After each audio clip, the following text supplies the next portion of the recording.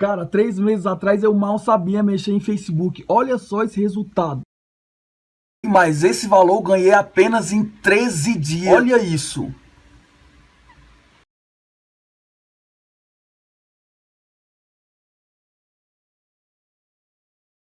That top 15. Number 15 is where Dan Ige finds himself after a 5-fight win streak. Edson Barboza, no stranger to having a number next to his name at lightweight. Tonight's fight clock is brought to you by Metello. Dan Ige immediately forward. Yeah, straight away. That's the advantage that he has in the hands. Of course, Edson, we all know, he's got an advantage in the kicks over anybody on the planet, pretty much. Yeah, but this is exactly what Dan Ige's got to do. He's got to be aggressive. Get in Edson's face, because if you let him get comfortable with his kicks and his knees, he's a dangerous. Yeah, he's getting a little overwhelmed right now. Well, it's the older saying in the book, you've got to crowd a kicker. If you crowd the kicker, you get in the face, you use the hands. You nice don't give them there. Space to big right from Barboza. Ige trying to get his wits on the ground. He's trying to survive. He's tying him up here. Nice right hand that dropped Ige from Edson there. He's looking for an armbar. If you're wondering if the power would translate on his way down with 10 less pounds, it has, and now big ground and pound for Barboza. Yeah, I'm talking about kicks. Fires off a big right hand. Hammer fist from the bottom now here for Ige, who survives quite nicely there to regain full guard. We just looked at the replay right on the temple. Right hook, actually. Not even a straight right. Right hook. But look, Ige, no slouch off his Just get busy. They are serious hammer fists. You know, it looked like Edson was trying to bait an armbar. By leaving that arm extended, sometimes you roll for an armbar, but then you explode on the face, you pass the guard. Because Edson knows, he's been around jiu-jitsu long enough to know that you can't leave your arm out straight like that. How about the survival from Ige to take that big shot and return to his feet, and Barboza, a nice first 2 minutes. Yeah, Edson was covered up. As you said, Paul. Oh, wow. Yeah, beautiful uppercut. He was getting a little overzealous. Ige was coming in too hard. And against a guy, a seasoned vet like Barboza, you can't do that. You can't throw caution to the wind and just rush in. We haven't even seen a kick from Edson yet. Ige showing the chin, though. Saw one from Ige, though. It was a nice one as well. Now they return right to center. There we go. Kick that time from Barboza as Ige was moving in. Ige on his 5-fight win streak has ended 2 of those in the first round. Edson's really looking for that right elbow over the top. Nice balance of submissions and knockouts for Ige. 3 wins by knockout, 5 by submission, 13 pro wins. Wow, it's a dozen knockouts for the veteran Barboza. Real nice straight right to the body. She'll come up with a left hook over that. Normally we see a lot of switch kicks from Edson. We haven't seen that yet. Yeah, interesting. I wonder why. As you said, I don't think there's been a single kick, but there's one. He must have heard me.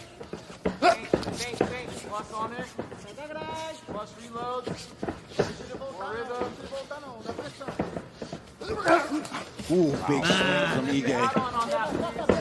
He puts everything into those shots. Oh, that one kind of got through as well.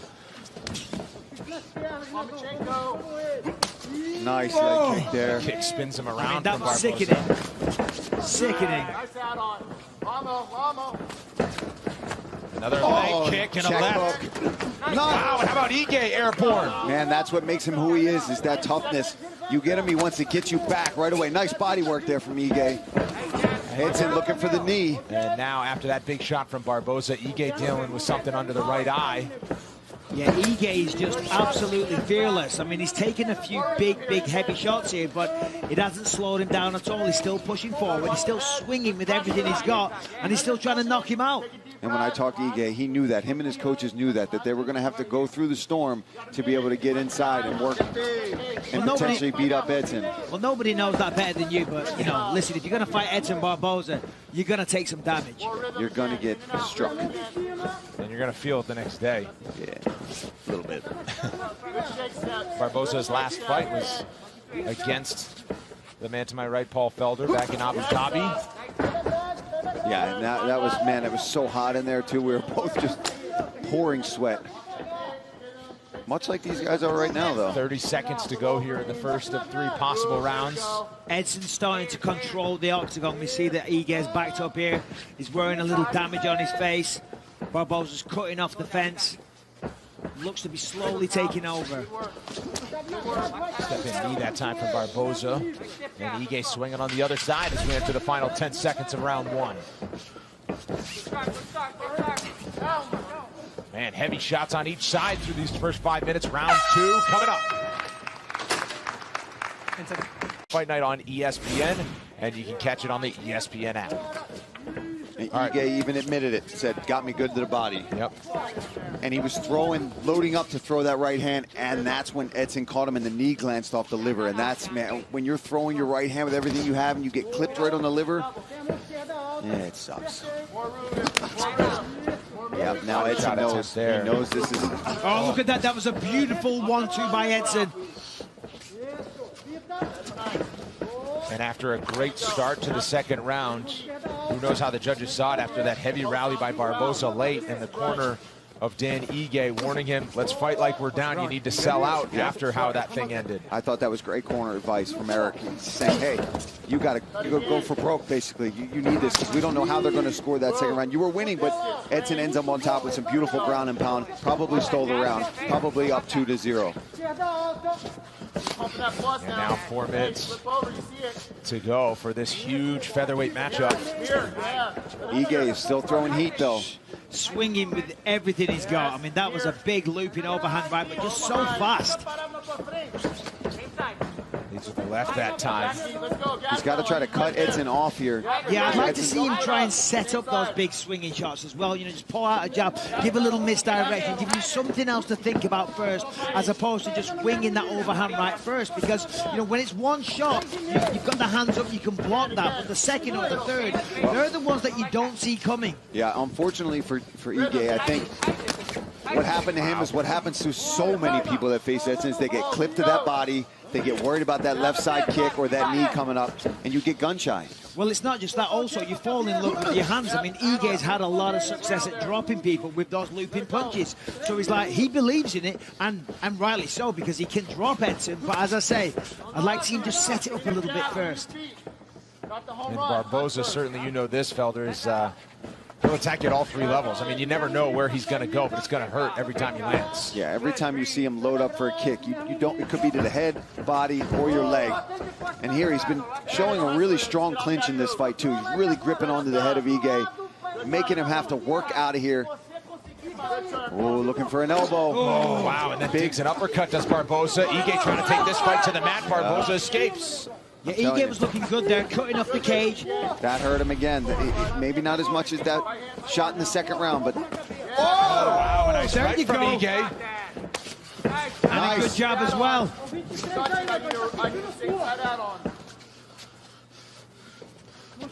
Yeah, that got Edson's respect from Ige.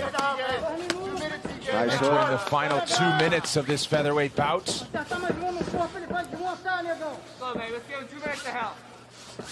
And Barboza answering the questions, looking every bit as dangerous at featherweight as he did at lightweight. I mean, that was a heavy low kick. And Ige didn't even respond. Didn't even, like, take a second. Didn't shake his leg out. Just kept advancing forward. Oh, wow. Nice jab there. Ige trying to go to that body kick, and Barboza found a home for the jab. Final 90 seconds here. This is good for Ige. Push him up against the fence, try and land some of these, try and get a takedown. Out in the open there, he was taking too many shots. Got it, and he gets it. Nice takedown from Ige. Very, very nice. And he's stacked. He's going to get some ground and pound. 2 big shots there. Couple of big left hands from Ige that found the chin. Yeah, he's trying to step over. Barboza from his back, but nice defense so far to get the legs in. Ige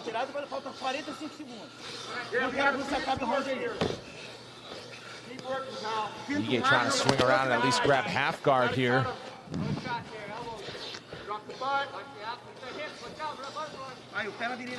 We'll see what the next move is. Now trying to swing that right leg over out of danger. Yeah, he's going to kick that right leg back and then step over both feet, and then he can kind of begin to advance to side control or even half guard. Big elbow on the way down from Ige. Oh, nice. Very Trying nice. to slice through. Sliced through for just a minute there, but Edson showing the defensive good defense off his back. Has. Yep. Yeah, very good guard. And for Edson, this is smart. He knows as long as I hang on here, I'm probably going to get the decision. He doesn't want to do anything risky down here on the ground and end up in a submission either. Final seconds here for Ige, who's applying the pressure, but will it be enough? We'll have to find out after this, but